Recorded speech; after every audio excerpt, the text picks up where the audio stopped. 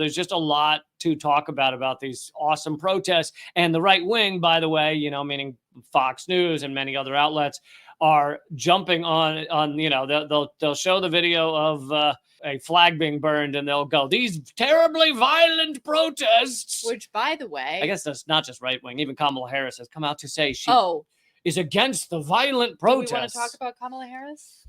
So she released a statement. She condemned the quote unquote violence. Not the violence that you're seeing here, by the way. Not the police. Not when police shoved and pepper sprayed people who were simply marching. No, she condemned the quote unquote violence that happened outside of Union Station in Washington, D.C. And for those who don't know the geography, Union Station is a train station that's roughly, like a half mile away from the Capitol building. It's very close. It's very close. How is that on my distance? Quarter mile.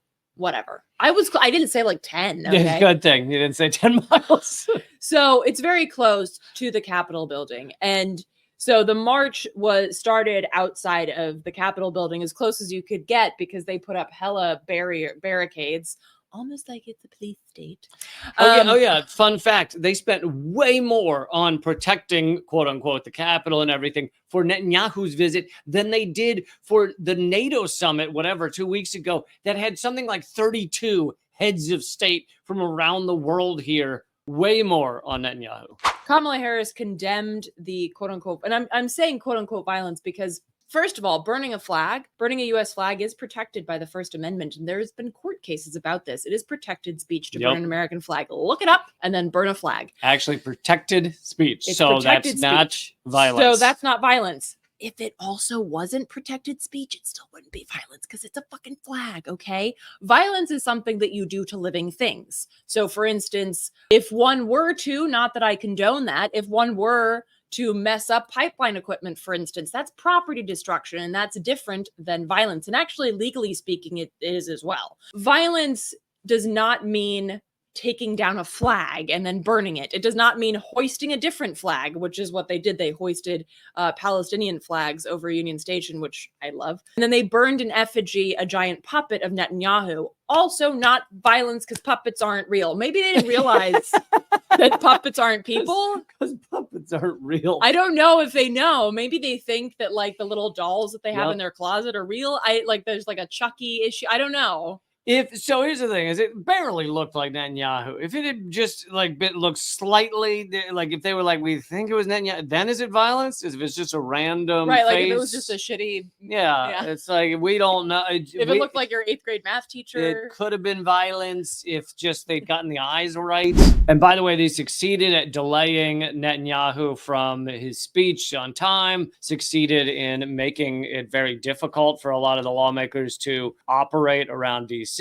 Obviously succeeded in getting media attention as well. A lot of kind of achievements for activism and protest. So here they are switching to the flag of Palestinian. Again, not violent, raising a flag. And increasingly you're seeing, earlier I said right-wing media, and I really want to correct myself. It's really been all the media will show things like this. At Columbia, they did the same thing. They took down the American flag and put up a Palestinian one. The cops were calling it violence. The media is calling it violence. They love to point to a flag being replaced as if that is some sort of, attack on human beings. Bullshit. This is what fascism does. It tries to destroy speech and freedom of speech, and it tries to lock up activists and those who expose the reality of the empire. And again, there's the tired trope of raising the Palestinian flag as anti-Semitism. Myself and a shit ton of other Jews were out there yesterday, and even if we hadn't been there, raising a Palestinian flag is not anti-Semitism. Please just shut the F up about that. It is absolute horseshit. And if you knew anything, then you'd realize that actually the state of Israel is anti-Semitic, not just in the literal sense that Palestinians are Semites too, but in the sense that the existence of the apartheid nation state of Israel is a danger to Jews around the world. We've discussed it a lot, so we won't belabor the point, but there's this, it just continues, this trying to call everything anti-Semitism. Those of us who call out Israel for perpetrating a genocide, oh, that's anti-Semitic, even though we're Jews, it doesn't matter, oh, it's still anti-Semitic. Anything that's critical of Israel, anti-Semitic. Elon Musk tweeted out yesterday that he said it's becoming increasingly clear that the Democrats are anti-Semitic, which, well, what? I mean, yes, if you admit that there are evangelicals among their ranks too who want all of the Jews to be in Israel, so that that then will be eaten by the violent flames of the underworld, then yes, it's important to note that like some people who were part of these protests or are also on the left are just coming out and being like, hey, y'all, we shouldn't have done this, because this is what everyone's focusing on. I got news for you. They're going to focus on... It doesn't matter what you do.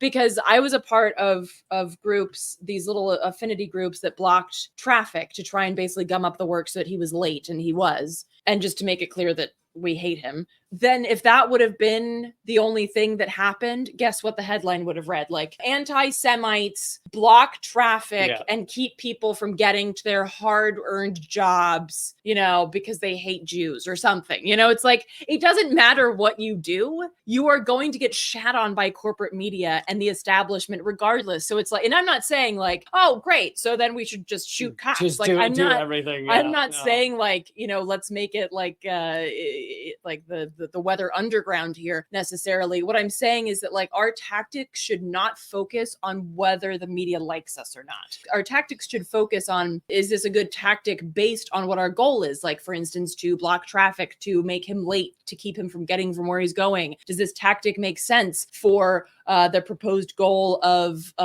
just making his visit miserable? It's like, let's look at what our goals are, and the goal should never be so that corporate media likes you, because they're never going to like you. During these protests at Union Station, there's a giant statue of Columbus. Now, it's appropriate because we're a genocidal nation, have a genocidist, is it? A genocidarist? Someone jumped up there and spray painted Hamas on the side of it. Now, as you pointed out, this is almost definitely an infiltrator, because if you talk to any of the people at these protests, Hamas is not the number one word out of their mouth. They say free Palestine. They say this is a genocide. They say Israel is a fascist state that is killing children. They say those kind of things, mainly free Palestine, that people deserve to be free, etc. They want to stop the funding of it by the U.S. Though that's what people say. Very few people are just running around chanting Hamas. And so like nobody actually. So like, nobody. None of the chants I can tell you that we had said anything about Hamas, because Hamas is not the point here. So because Hamas would not exist without the apartheid state of Israel. So when someone does that, when someone jumps up and spray paints Hamas and runs around saying, yay, Hamas, they're almost definitely infiltrators, mostly not necessarily government infiltrators, but just Zionists who want to co-opt the message and make it look like that this is actually a pro-Hamas rally, because that's what Netanyahu calls all of these things. That's what our media calls all of these, right? Pro-Hamas rallies. They're not. They're pro-freedom rallies. They're anti-genocide rallies. It's like it's like a knee-jerk reaction. Like, what? October 7th, Hamas. Like, it's just like they can't, it's like this verbal vomit that they just like have ready to go whenever you mention like genocide. It's not a talking point of the people for Palestine. It's a talking point of the Zionists. So it just like, it's a little too perfect. And that being said, it's like, this still does not detract from the fact that the people showed up in the streets. We shut some shit down. We made it abundantly clear where the people of DC, and indeed largely the country, because people came on buses and trains from all over, where the people stand on this issue. There's never going to be a day when Congress wakes up and goes, you know what? Fuck Israel. That's not going to happen. So we, the people, have to make it politically untenable to support Israel. And if you look at the history of the US, again, the importance of history, as James Baldwin said, the history is not past. We have to recognize that nothing in the U.S. nothing positive that's ever happened in U.S. history has happened because politicians decided that it was time to do justice. It happened because it came from the streets. It came from people demanding it to a point where it was politically untenable to do anything other than that. Now I want to get to, I'll say one of my favorite protests. I mean, there were so many good ones. I know. I showed this to you. I love this so much. I saw it other places too. I sent it to you first. Eleanor always wants credit for everything. I do want credit for the things that I do. Yes, I do. This was in the Watergate Hotel. This was the scene in the Watergate Hotel where Netanyahu was staying. I think he's since been moved. And it's tough to tell maybe in the video, but they dumped maggots. They do a close up. They dumped maggots all over the table in the banquet hall. Not in this video. They don't. All over the banquet hall, all over the tables that were set up for meetings. Truly incredible protest.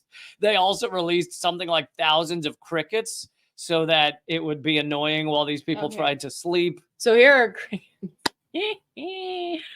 I'm glad they found that many crickets that were willing to support the Palestinian cause. Oh yeah, they also put red paint and stuff everywhere, right? Crickets. Well, I think that's just the. Oh, that was just the carpet. Oh, might be. They put a bunch of red paint in all of the. Oh, I have that next. In all of the fountains in DC. They also put red paint in the fountains in DC, folks. Here's, I guess, a little. There we go. There's a little bit of video of the red, turning the fountains to red in DC. Again, all these are just like creative tactics, cool tactics. I mean, impressive tactics to deal with cops that think they know everything that's going to happen, think they can stop everything that's going to go on. This is another one of the fountains in DC, completely red, looking like blood. That's the thing. It's like the goal was to basically create maximum chaos for the powers that be. Another thing that's important to recognize about doing actions is that we have to be realistic. We were never going to stop Netanyahu from coming. We recognize what we have the power to do in the moment, and these kind of actions are beautiful. They're a beautiful representation of that. Yeah, I think that's true. And a lot of these will get attention. They'll wake people up. They'll perhaps make creative people think I could come up with cool shit to do. Here is the projection on the side of the Watergate Hotel, which says wanted, and it's a photo of Netanyahu, and it says arrest for war crimes. And there were noise demos outside of the Watergate each night. Oh, and they also, something the people who put the crickets in there also did was pulled all the fire alarms. So dude did not sleep well at the Watergate. Well, they ended up, what I heard, they ended up moving him. So I'm sure they did. But at least like the first night or two, he was at the Watergate and obviously did not sleep well.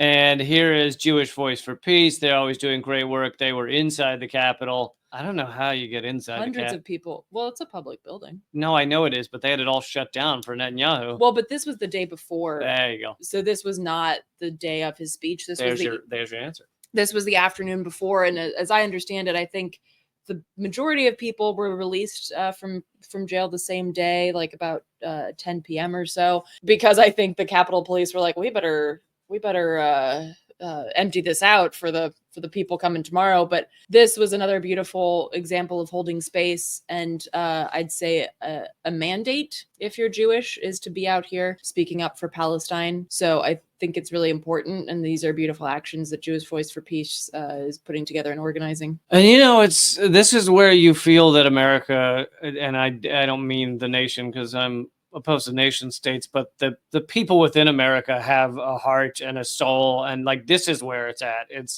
It's all the people involved in these protests and getting these points out there. It's not in those fucking shills, pathetic courtesans applauding a genocidal maniac in the halls of power. It's the opposite. It's those outside the building, those not allowed in, who are actually fighting against genocide. That's what I feel is worth fighting for in this country, not the shit they're putting forward, the policies, shipping every 36 hours, shipping bombs to rain down on children. I mean, it's tough to even imagine the amount of death and destruction and devastation that these lunatics are a part of. It really can't be over exaggerated. It's just horrific.